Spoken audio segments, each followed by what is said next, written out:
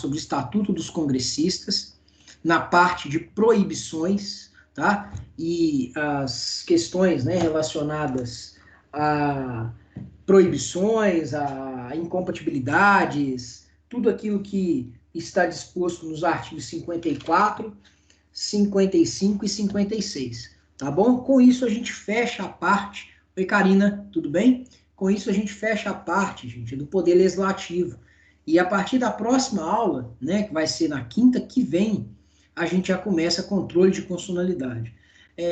Só para que a gente não fique, né, sem um retorno, né, eu queria saber de vocês, né, como foi um pleito de vocês essa parte, se atendeu àquilo que vocês queriam, né, se era o que vocês efetivamente precisavam para sanar aquele gap que vocês tinham em relação ao Poder Legislativo. Atendeu, superou, ou eventualmente ficou alguma coisa aquém? Me dá um retorno aí, antes da gente começar a aula. O que vocês acharam dessa parte de Poder Legislativo?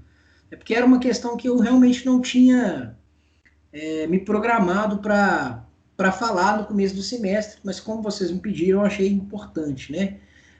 Atendeu, foi bom, enfim, o que vocês estão achando aí dessa parte? Escreve aí ou fala comigo, não tem problema não. O Vitor colocou, deixa eu ver aqui.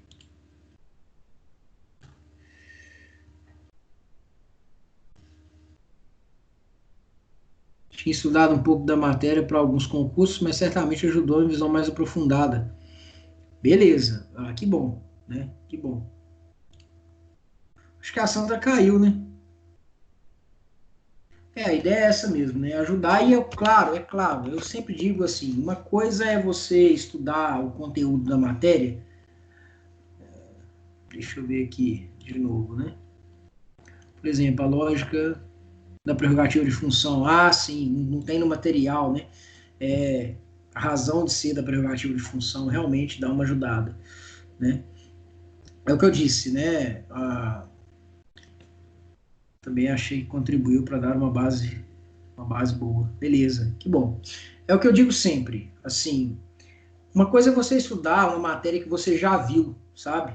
Oi, Sandra, você caiu, né? Eu estava perguntando aqui se essa primeira parte da matéria, do Poder Legislativo, atendia, né, aquilo que vocês queriam no começo do semestre, né? Se era isso, se deu uma ajuda, me dá um retorno aí, né?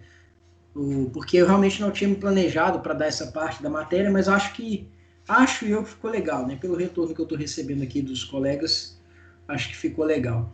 Mas eu estava dizendo que eu sempre digo, né, que uma coisa é você estudar uma matéria que você viu na faculdade, viu bem, porque a sua memória, ela acaba te fazendo remissões a isso. Outra coisa é você estudar uma matéria que você nunca viu, né? Isso dificulta o aprendizado, né? Tem alguns macetes que a aula te facilita, né?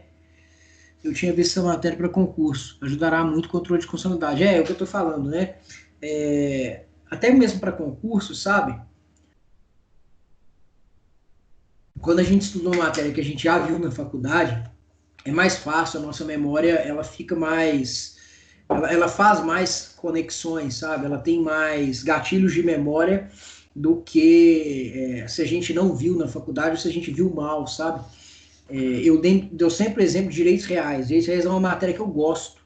Não é uma matéria da minha predileção, assim, de dar aula, né? Mas na parte de civil é a matéria que eu mais tenho facilidade, porque eu tive um professor fenomenal, né? Que foi o André Leal, e aí realmente facilita muito, né? Aquela outra disciplina, eu tinha visto, comparado com outra disciplina de direito constitucional que você ministrou, está bem, muito melhor didaticamente. Aquela disciplina de direitos humanos, não. Eu dei aula para vocês de federalismo, né? Aquela disciplina de federalismo, ela ficou muito prejudicada pelo fato de ela ser semipresencial, né? Porque ela acabou literalmente pulverizando, né, o conteúdo, na medida em que ela impedia que a gente tivesse uma sequência, né? Isso realmente foi muito ruim. Foi ali talvez uma adequação que precisou ser feita naquele semestre, né? Mas não foi uma adequação legal, não. Eu reconheço que aquela aula, né, precisaria ser realmente, aquela matéria, aquela disciplina precisaria ser realmente repensada para ter pelo menos uma carga horária igual à matéria desse semestre, né? Uma disciplina daquela importância, semipresencial, não dá, né? Realmente não dá. Mas eu me penitencio aí em relação a isso, né? Sempre pode melhorar e aquela disciplina realmente deixou a desejar. Bom, sem mais delongas, gente, vamos começar, né? É isso mesmo. Eu acho que vocês fizeram esse diagnóstico logo, né, naquele semestre mesmo, e não se enganem, né? Eu também percebi que não ficou legal, né, daquela forma semipresencial, né? Isso é uma coisa que vocês têm que efetivamente passar, né, para os coordenadores, para evitar esse tipo de arranjo, né? Eu sei os bastidores daquela decisão, eu conheço, né, as razões pelas quais a gente teve que diminuir a carga horária de constitucional. Eu não concordei com essas razões, né, até porque fui afetado, mas não só por isso, porque eu considero que a minha disciplina é uma disciplina essencial, né? Mas, por outro lado, se eu tivesse na condição do coordenador da época, eu muito provavelmente, né, fizesse isso com outras disciplinas, né, porque não foi uma coisa só dele, né, ele teve que fracionar algumas disciplinas, diminuir a carga horária para incluir outras temáticas, né, então é difícil, coordenar é complicado, né. Bom, então vamos lá, acho que todo mundo que vai assistir a aula já está aqui. Nós vamos falar hoje das proibições aos congressistas, ainda dentro do Estatuto dos Congressistas. Queria pedir para vocês para abrirem para mim a Constituição de vocês no artigo 54, tá? A primeira coisa que eu queria trabalhar com vocês em relação às proibições é uma distinção que está aqui, ó. Eu estou projetando para facilitar para vocês, tá? Entre inelegibilidade e incompatibilidade, tá? Uma coisa não se confunde com a outra. A primeira é uma situação que impede a pessoa de ter um mandato eletivo, de concorrer a uma eleição. A incompatibilidade é uma situação que envolve uma proibição para quem já tem o mandato. Então essa é a primeira distinção que eu queria fazer. Incompatibilidade pressupõe a existência de mandato. Inelegibilidade é uma condição negativa que impede que a pessoa possa concorrer a um mandato eletivo. Então não confundam uma coisa com a outra, tá? As condutas incompatíveis com o exercício do mandato estão previstas no artigo 54 da Constituição, tá? E eu queria agora fazer a leitura com vocês. Acho que vocês já estão com a Constituição, peço que vocês abram. Vou fazer a leitura primeiro do inciso 1 e vou comentar esse inciso com algumas considerações que eu já projetei aqui para vocês, né? Está no material que você já tem, mas, né, é importante reiterar. Tá? Então, vou começar pela leitura do 54, inciso 1, alíneas A e B. Pega a sua Constituição aí e acompanha a leitura comigo. Diz assim: deputados e senadores não poderão. Detalhe, aqui está falando de deputados e senadores, mas você sempre precisa se lembrar da norma do artigo 29, né? O artigo 29, 27, melhor dizendo, a norma do artigo 27, parágrafo 1º, né, que diz respeito aos deputados estaduais. Nós já lemos essa norma.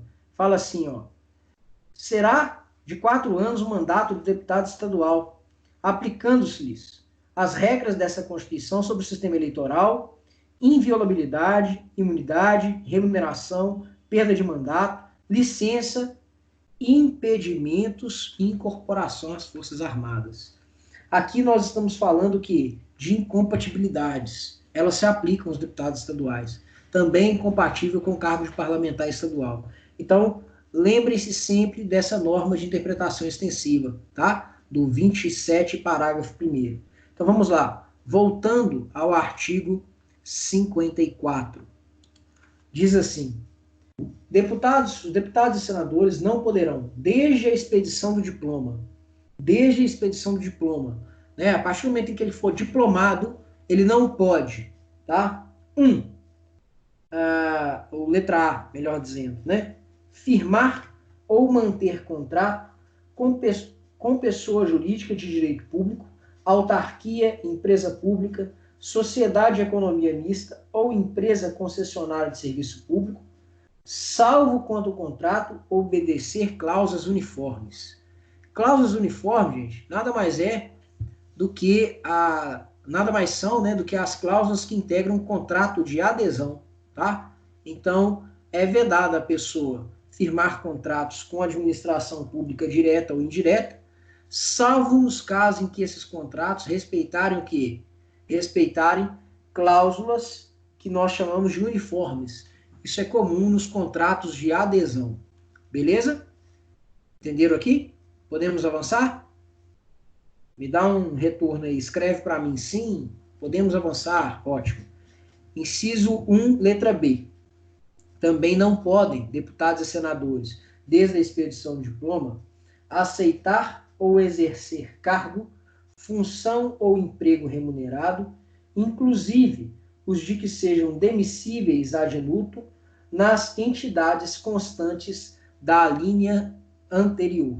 Então, a pessoa não pode exercer cargo remunerado nas entidades referenciadas no inciso anterior, autarquia, empresa pública, sociedade de economia mista, concessionária de serviço público, né? Ainda que os cargos sejam o quê? Cargos em que a pessoa pode ser demitida sem nenhum tipo de justificativa. Isso é o que é o tal do cargo demissível ad nutum. Eu acho curioso, e é importante que eu comente isso com vocês, né, que no passado recente o Supremo Tribunal Federal considerou algumas nomeações para o cargo de ministro como sendo nomeações que configuravam desvio de finalidade. Isso é tão atual, né? Tão atual. Desvio de finalidade naquela época era fácil de identificar. Agora, nossa, agora, né? Tudo tem que ter. Não, veja bem, não é bem assim. É curioso, né? O Supremo tinha que ter um pouco mais de integridade nos seus julgados, ou seja, um pouco mais de coerência. Nem no passado existia desvio de finalidade, e agora, se existe, você tem que efetivamente comprovar o desvio de finalidade, né? Porque se o ato é demissível ad nutum, você não precisa sequer justificar. Esse é um detalhe importante, tá? Ministro de Estado, né, é demissível ad nutum. Você não precisa justificar o porquê de você estar nomeando esse ou aquele. É curioso, né? Mas é fato, tá? Então, como é que eu falo em desvio de finalidade, tá? Com relação ao diretor da Polícia Federal, teve mesmo, né? Por isso que eu estou mencionando aqui, não queria citar, não, mas é por isso que eu estou mencionando, tá? É claro, se ficar comprovado que ele alterou, né, o diretor da Polícia Federal para intervir na Polícia Judiciária, aí você tem uma tentativa de obstrução à justiça, e isso configura, inclusive, crime de responsabilidade. Aí é diferente. Mas nós não estamos falando da nomeação em si, nós estamos falando de um reflexo da nomeação, né? Se você está falando, por exemplo, quem vai ser o ministro da Segurança? Olha, quem escolhe é o presidente da República, né? Quem ele vai escolher, isso é critério dele, é cargo demissível ad nutum. Ele coloca quando ele quiser e ele tira quando ele quiser, né? Como é que eu falo em desvio de finalidade nesse caso? Claro, se ficar comprovado que ele nomeou um sujeito para beneficiar determinadas pessoas e que essa pessoa efetivamente, né, não realizou as condutas que deveriam, aí você tem reflexos tanto na esfera administrativa, ou político-administrativa, quanto na esfera penal. Mas não em relação à nomeação em si, sabe? Isso é um ponto irrelevante, tanto agora quanto antes, né? Para ficar bem claro aí. Não que eu abone a forma como a coisa vem sendo conduzida, não é isso. Mas, tecnicamente falando, né, se o Supremo disse que havia desvio de finalidade antes, agora então, né, que ele tinha que falar que tinha desvio de finalidade mesmo. Só que agora o Supremo está adotando uma postura, virou moda, né? O Supremo agora, por meio dos seus ministros, editar notas de repúdio pelo Instagram, pelo Twitter. Eu fico assim, sabe? Eu fico... Enquanto isso, a nossa democracia vai indo para o ralo, né? Como disse o Conrado Ubner Mendes, né? uma eventual ruptura não vai sair publicado no Diário Oficial. E o livro que eu li recentemente, né, Como as Democracias Morrem. Não se enganem, as democracias não morrem atualmente com tanques nas ruas, não é usual. Elas morrem lentamente, com a fragilização das instituições, inclusive as instituições de controle, né? A captura de árbitros é uma estratégia muito relevante para quem quer literalmente fragilizar a democracia, né? É o que a gente está vendo. Então, me espanta como o Supremo agora é autocontido, sabe?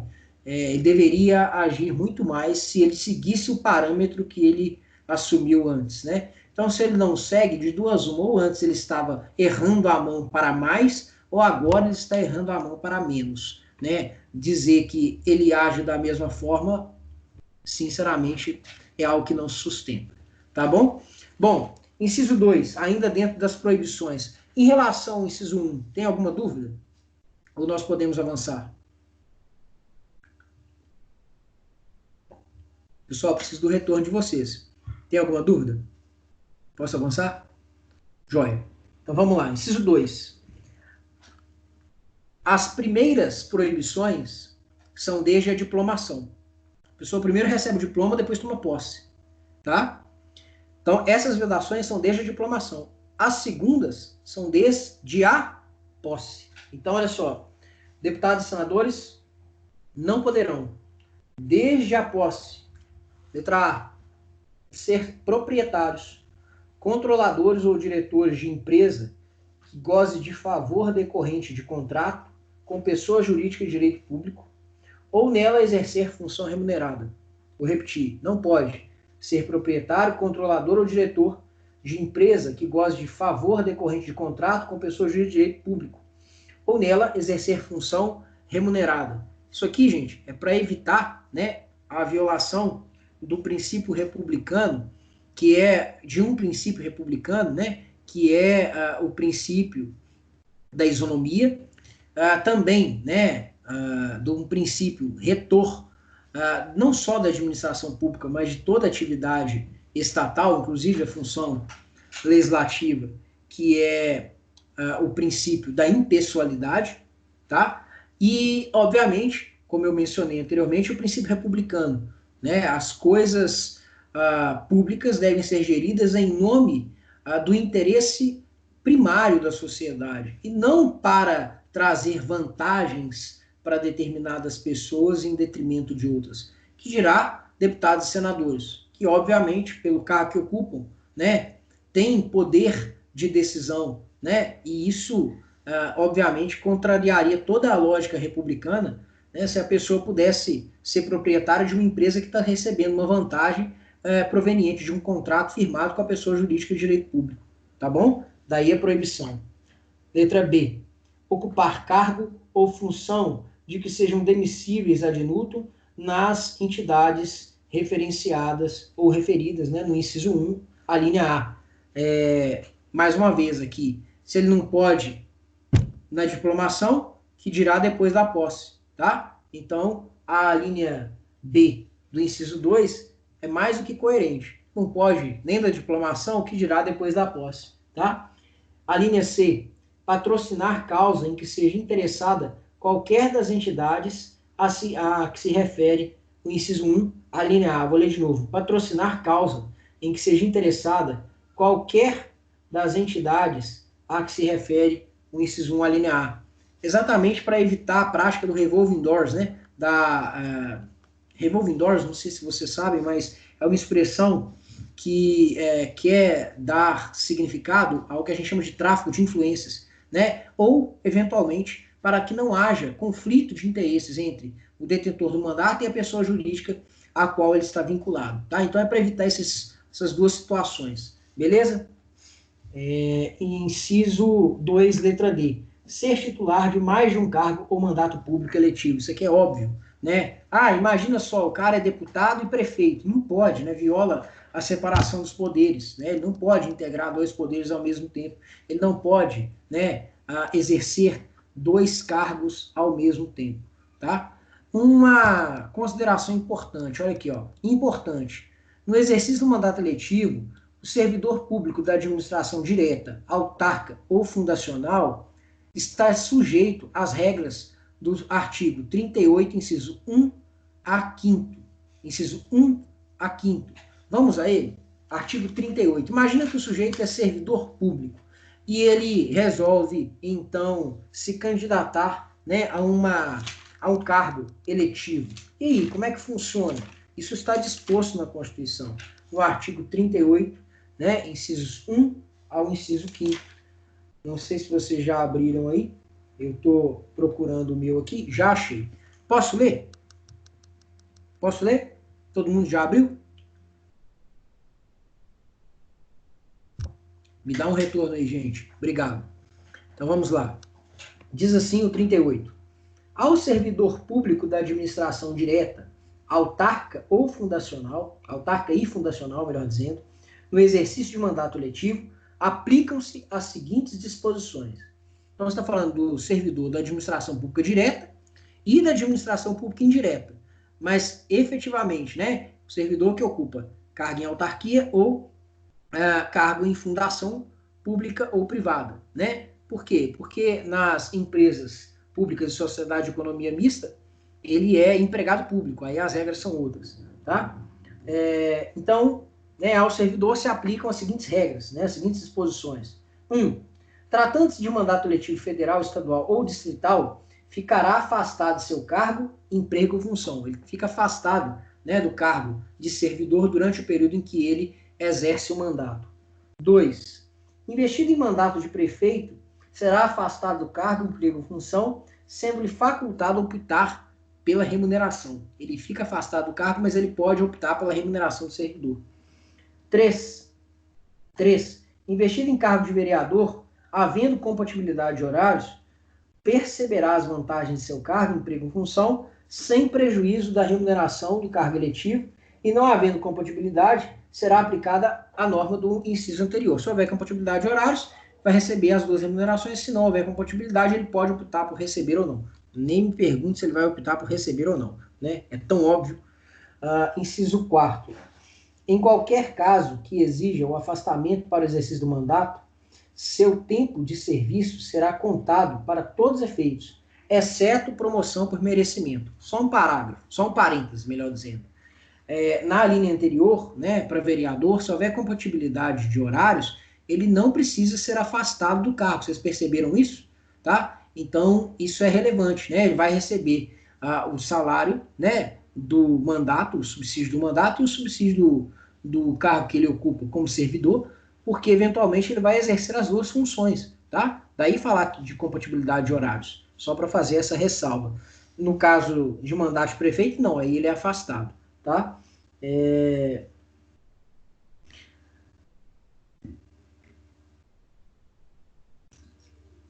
Desculpa, uma ressalva aqui.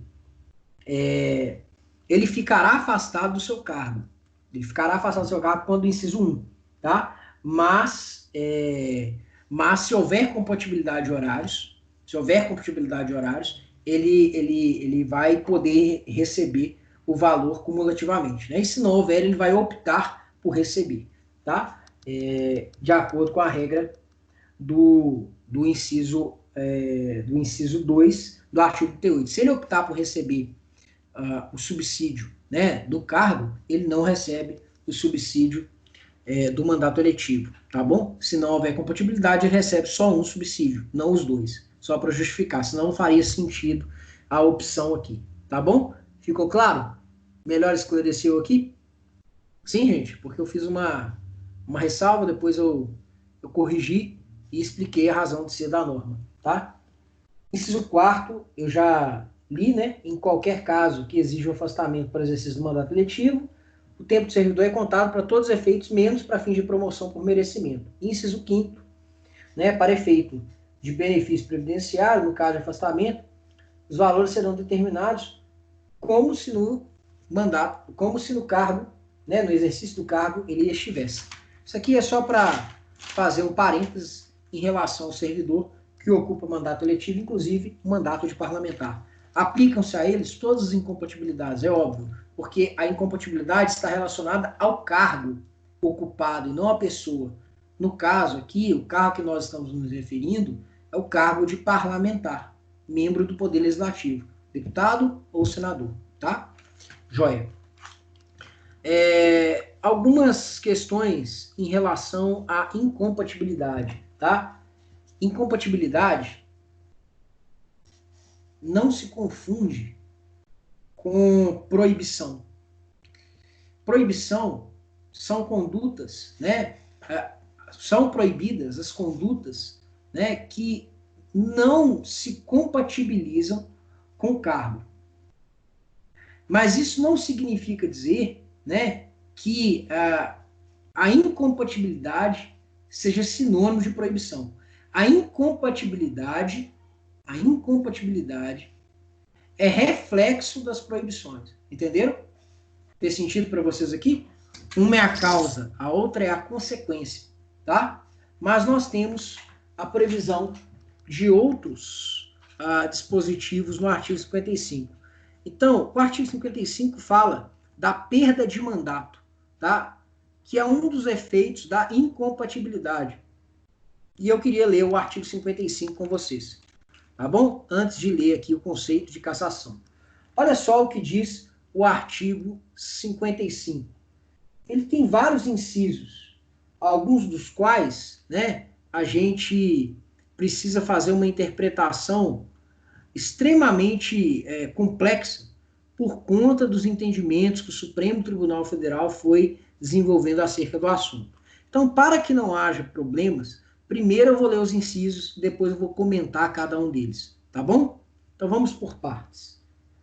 Perderá o mandato o deputado ou senador, que infringir qualquer das proibições estabelecidas no artigo anterior. Tá vendo? Proibição é coisa, incompatibilidade é outra. A proibição gera uma incompatibilidade que pode acarretar na perda do cargo, né?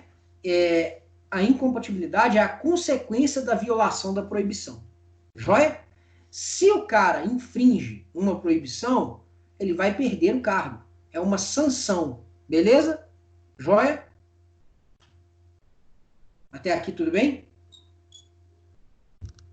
Sim, gente? Me dá um retorno aqui. Joia, obrigado pelo joinha. Vamos adiante. Inciso 2. Perderá o mandato, né? Cujo procedimento, perderá o mandato do deputado ou senador, cujo procedimento for declarado incompatível com o decoro parlamentar. Esse aqui é o mais polêmico de todos, né? O que quebra o decoro parlamentar? Por exemplo, quebra o decoro parlamentar um parlamentar que tenha inúmeras contas no exterior, né?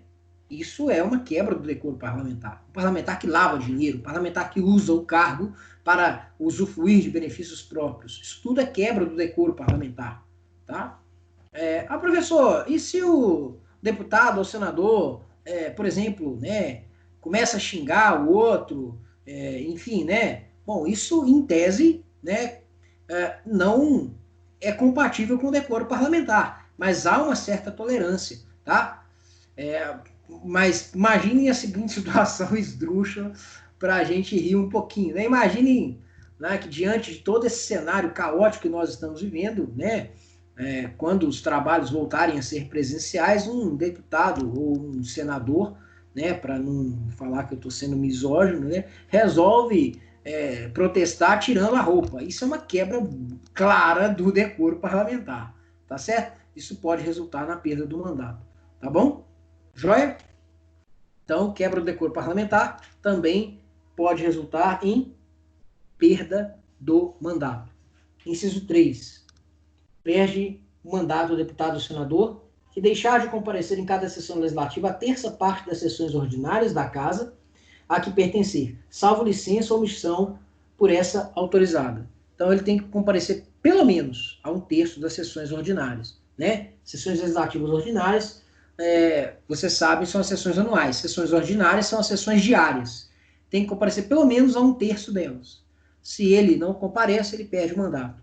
Salvo se ele estiver, né, de licença ou em cumprimento de missão, né?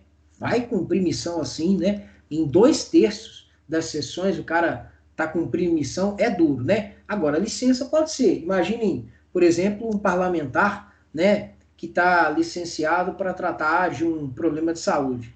Ele não vai comparecer às sessões, óbvio, né? Ele vai ser, inclusive, nesse caso, né, da licença para tratar de saúde, dependendo do período, ele vai ser, inclusive, substituído por um suplente, tá? A gente vai ver isso daqui a pouquinho. Inciso 4º, que perderam ou tiver suspensos direitos políticos. Inciso 5º, quando decretar a justiça eleitoral nos casos previstos nessa Constituição, por exemplo, por conta de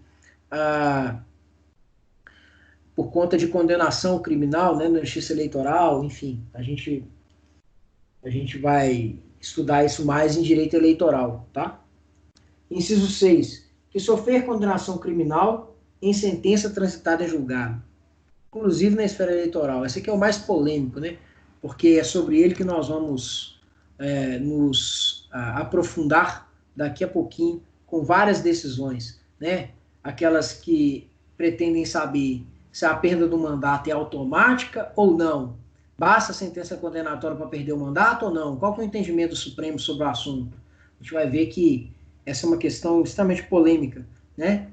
Porque você tem uma posição que é a posição majoritária, tem uma posição da primeira turma, e a gente vai ver isso daqui a pouquinho, tá? Inciso 6, né, sofrer condenação criminal por sentença transitada em julgado. Como eu disse, a gente vai ver isso agora, né, em alguns julgados que eu vou apresentar para vocês. Só para que vocês entendam o teor dos julgados, vamos ler os parágrafos primeiro, tá? Parágrafo 1º.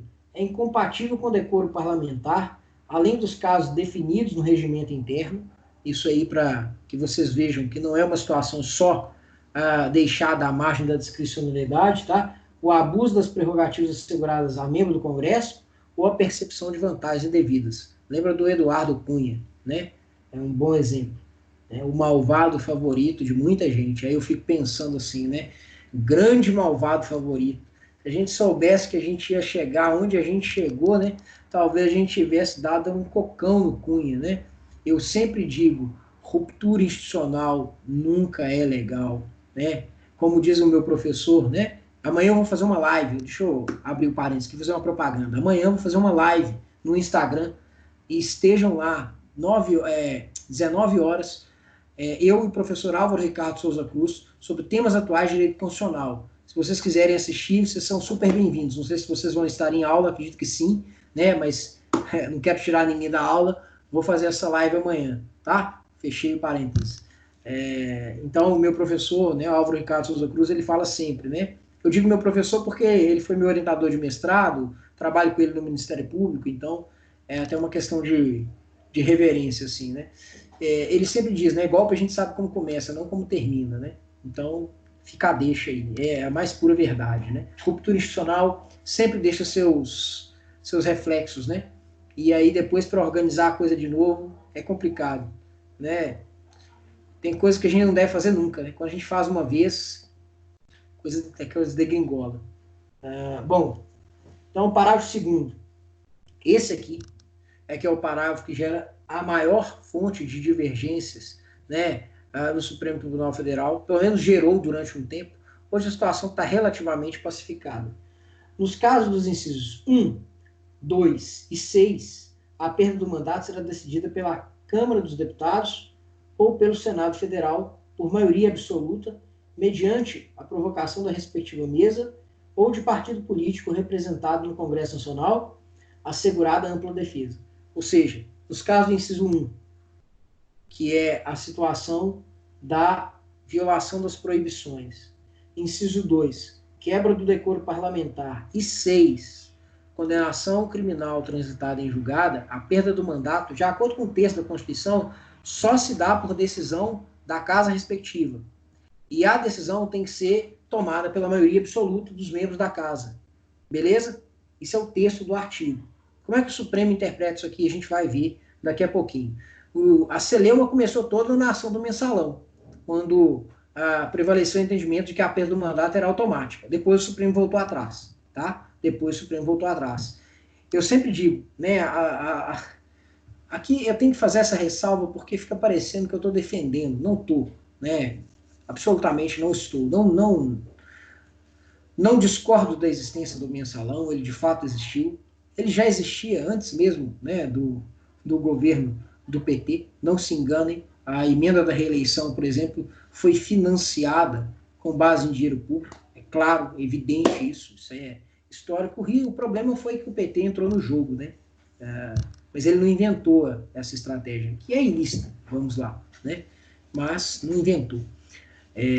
Então, não discordo da existência do mensalão, não acho que as condenações tenham sido indevidas, só acho que ali você teve uma mediatização do processo penal, que é um problema, e acho que o Supremo, principalmente alguns ministros, erraram a mão, né?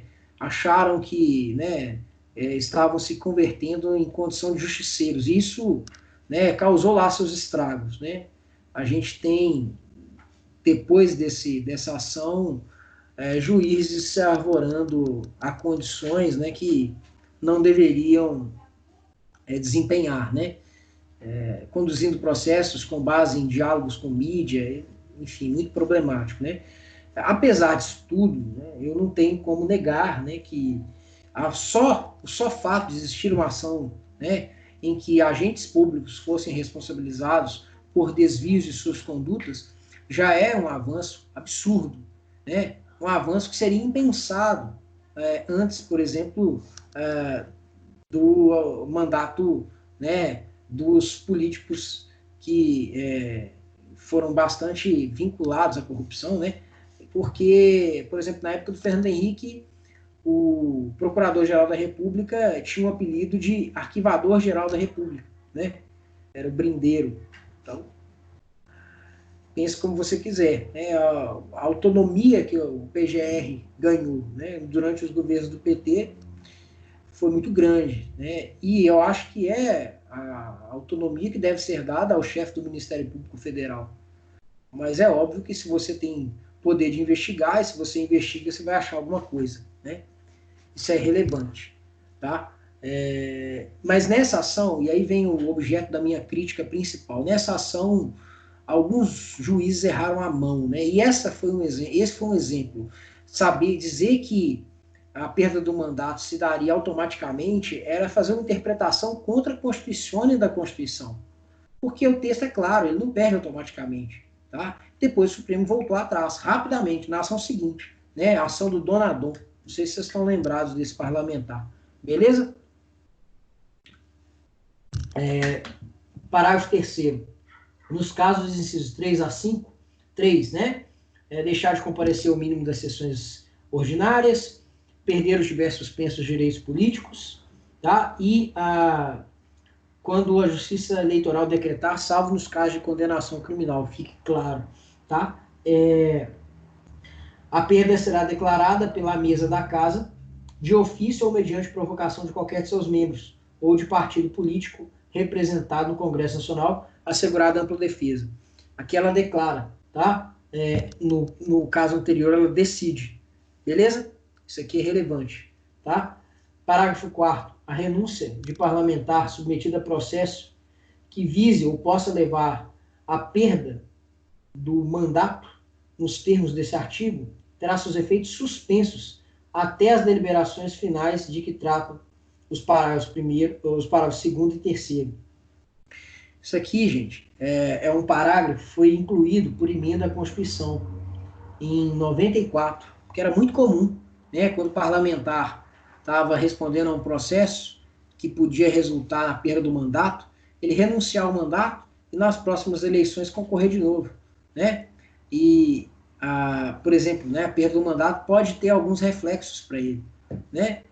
Inclusive impedindo a nova eleição. Ele fazia isso e voltava livre, leve, solto, e ficava completamente isento de qualquer tipo de sanção em relação ao processo anterior. Então, para evitar esse tipo de situação esdrúxula, foi editado o parágrafo 4º por meio da emenda constitucional número 6 de 94. Tá bom? Bom, agora vem as decisões que eu queria mencionar. Isso aqui não é tão relevante, né? Quero falar sobre os cargos de perda, né, do mandato. Primeira decisão que eu queria mencionar é essa aqui, ó. Essa aqui, ó.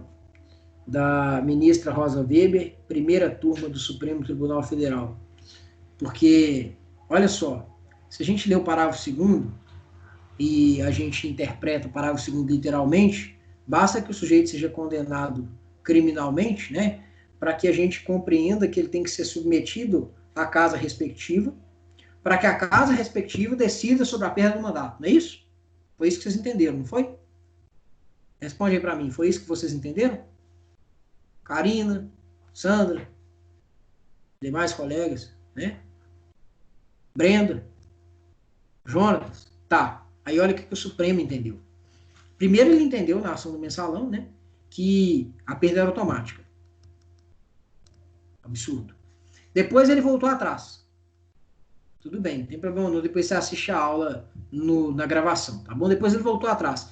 E recentemente ele teve outra decisão da primeira turma, que eu já mencionei anteriormente, né? Falei, vamos falar da posição da primeira turma, que foi a seguinte, olha.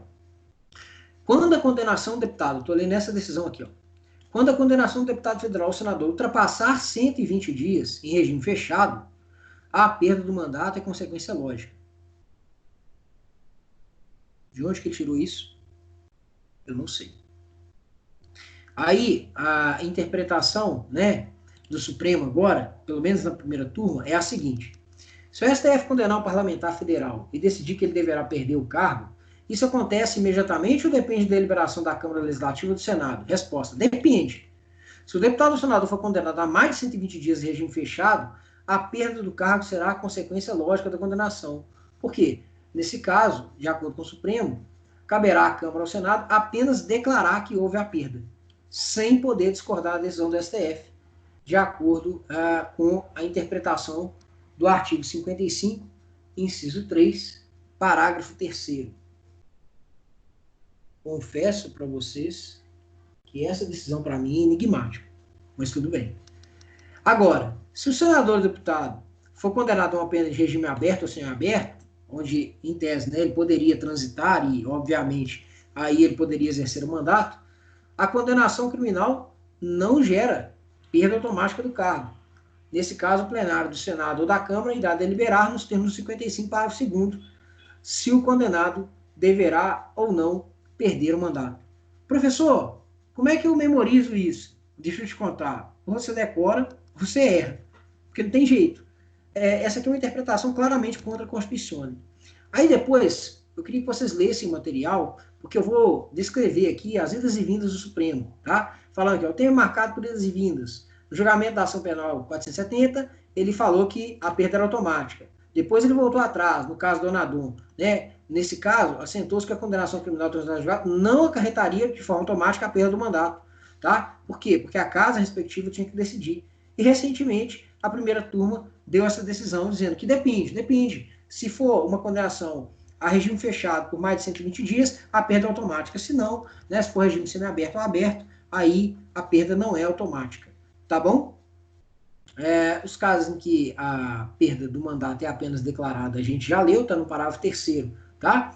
Agora eu queria ler com vocês as hipóteses de suspensão dos efeitos da renúncia dos mandatos, na verdade já li, né? Por que suspende? Expliquei, né, por conta daquela situação esdrúxula que acontecia antes da emenda constitucional, tá? E isso, obviamente, né, foi fruto de emenda, de modo que antes dessa norma ela não era aplicada. Hoje, durante o período do tempo em que o parlamentar está respondendo ao processo, ele não pode renunciar. Renúncia, a gente sabe, é um ato unilateral, mas nesse caso ele é proibido de renunciar até que o processo se encerre, tá bom?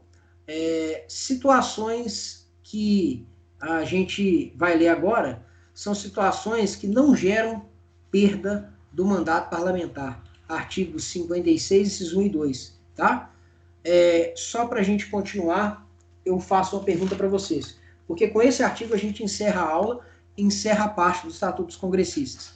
Tem alguma dúvida até aqui? Alguma coisa que ficou para ser explicada? Alguma coisa que eu expliquei que não ficou bem entendida por vocês?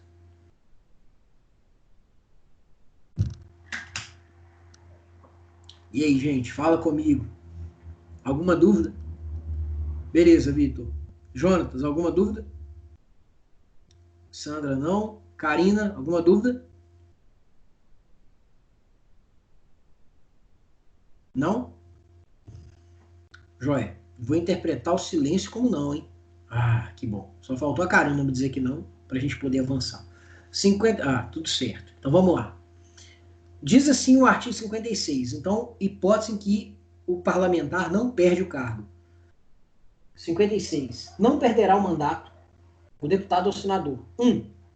Investido no cargo de ministro de Estado, governador de território, secretário de Estado, Distrito Federal e território, de prefeitura de capital ou chefe de missão diplomática temporária. Tá? Nesse caso, tá? Quando ele é investido em um desses cargos, ele não perde o cargo, tá bom? Ele não perde o cargo. Isso aqui é muito importante, tá?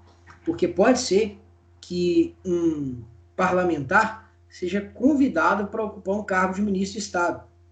Isso aconteceu, meu pai amado. Que país é esse?